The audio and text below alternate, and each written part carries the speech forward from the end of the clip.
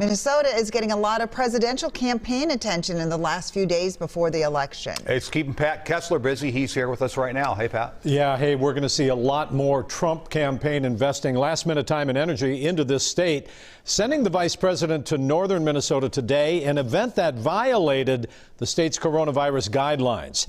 Here he is, Vice President Pence, bounding across the tarmac in Hibbing.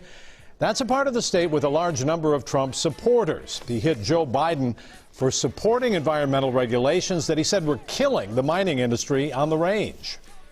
Northern Minnesota and the Iron Range are going to be more prosperous than ever before with 4 more years of President Donald Trump in the White House.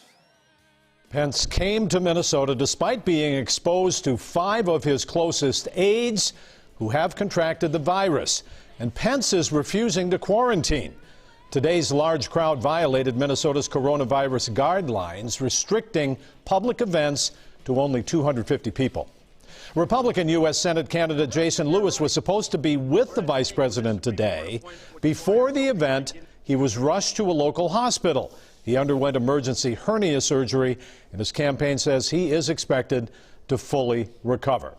Also today, Democratic vice presidential candidate Kamala Harris zooming into a number of swing states today, including here in Minnesota. She's blaming the president's mishandling of the pandemic for Minnesota's economic problems. 1 in 11 families are struggling to pay rent or were unable to pay rent, and 1 in 5 small businesses have closed. And we have witnessed the greatest failure of any presidential administration in the history of our country. Well, we're expecting many more campaign visits this week, even though public polling shows President Trump trailing Joe Biden in Minnesota. He did come within 1.5 percentage points of winning Minnesota just 4 years ago. So this is a kind of political Hail Mary pass as the clock is winding down, and it is winding down fast. Just a few days left to go. Yeah, but almost worked 4 years ago. Yeah.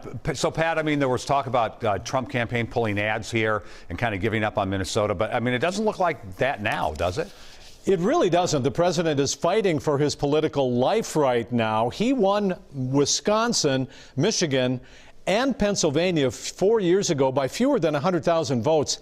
It's really unlikely that he can recreate that magic this year. But if he loses even one of those states, he does need to pick up others.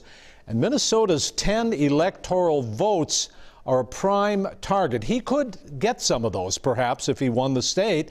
That's why President Trump is in La Crosse tomorrow, his son Donald Trump Jr. in Minneapolis, and Joe Biden making a Wisconsin campaign stop Friday as well. It's pretty clear the roadmap through the Midwest is literally the path to the White House. And that's why President Trump would really like to win Minnesota.